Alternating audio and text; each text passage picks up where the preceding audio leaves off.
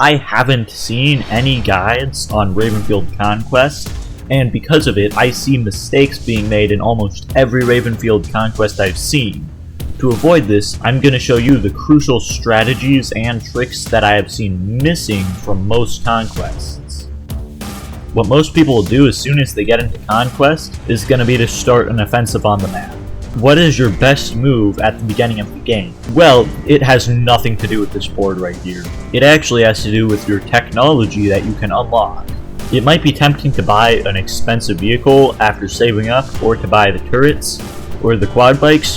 What most people don't realize is that the better the vehicles are, the less likely you are to be able to use them on any given map. So your best option to end the conquest quickly is going to be to unlock guns, as well as the optional supplies. Supplies here are huge, because supplies allow you to heal, which makes them worth so much more than just one troop. So now that you've gotten your basic research done, how should you move your troops? There's a few different strategies. As many of these small tiles as possible to save time. When you have a big tile, that's a lot of battle. So no matter how you start off your game, you're going to want to capture these two here, and then you have the option of where you want to make your offensive. So you can use these troops to reinforce either offensive. So let's say hypothetically you're outnumbered, and you've got to fight now. What is your best strategy? Because of our previous upgrade, we now have some extra weapons available, along with medic bags. Now, the biggest pro to small tiles is that there's smaller battles, so you're going to have a much bigger effect on the game. Combat skill will help you in this case, but it won't win the game for you.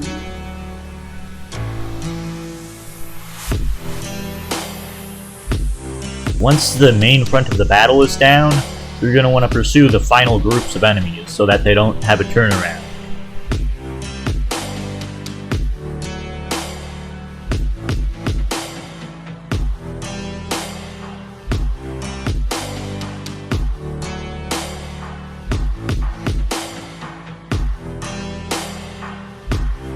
My strategy is the fastest way to win, which involves capturing skirmish tiles and avoiding battle tiles, because those take a very long time to battle over. So once you have a good amount of research points, now you're proposed with a decision. You can either start investing in vehicles, or you can invest in more advanced weapons. So because of some of the tiles you're going to start having available for combat in the mid-battle, the vehicles are going to get a lot more useful here. But the downside of vehicles is that if you buy vehicles, you can't afford RPGs, and if you can afford an RPG, then your troops will be able to take out vehicles. Because upgrades also cost much less gold than research points, you can also spend any excess gold to purchase reinforcement troops. It's also important to carry an anti-tank weapon yourself if tanks have been unlocked in the game, though this will leave you vulnerable to getting hit, which costs you your only medic bag. Because anti-vehicle weapons are so huge, this will cost you 2 of your medic bags.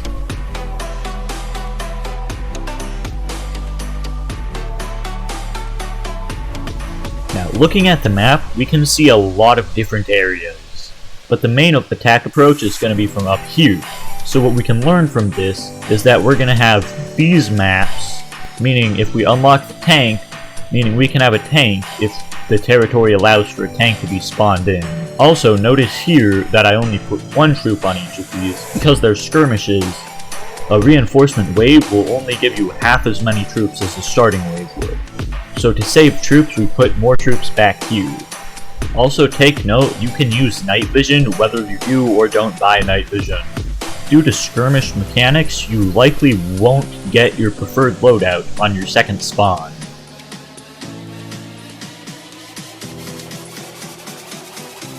You'll also want to make sure you reinforce the troops that are going to need it.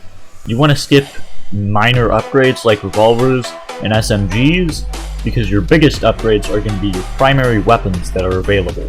And then if you want a small edge, you can also get vehicles such as the quad bike that are frequently featured in most maps. Also, make sure to change your loadouts on maps that don't have any vehicles.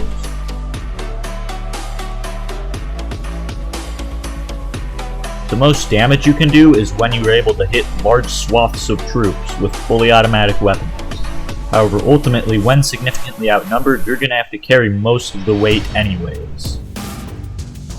Also, if you didn't bring any ammo bags, make sure to conserve ammo.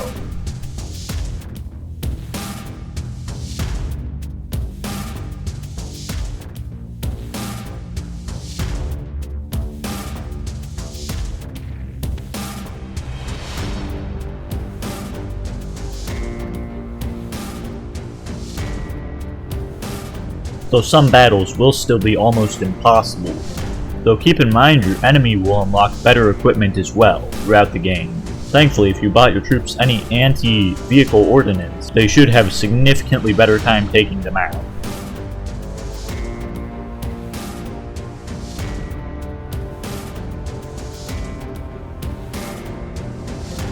You can also optionally maximize how many skirmish tiles you hold with areas like this where the enemy is too busy defending a further point.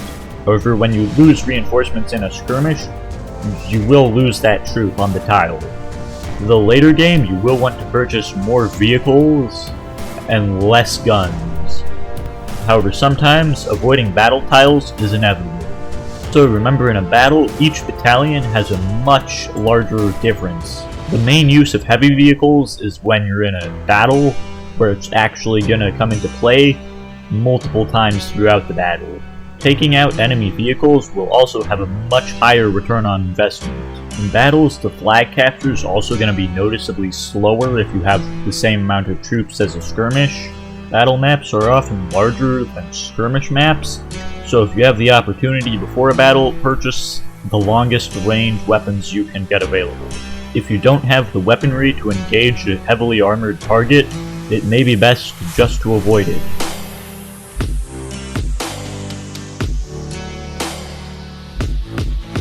It is much easier to turn the tide of a skirmish than it is to turn the tide of a battle, due to just how few bots there are in skirmishes versus battles.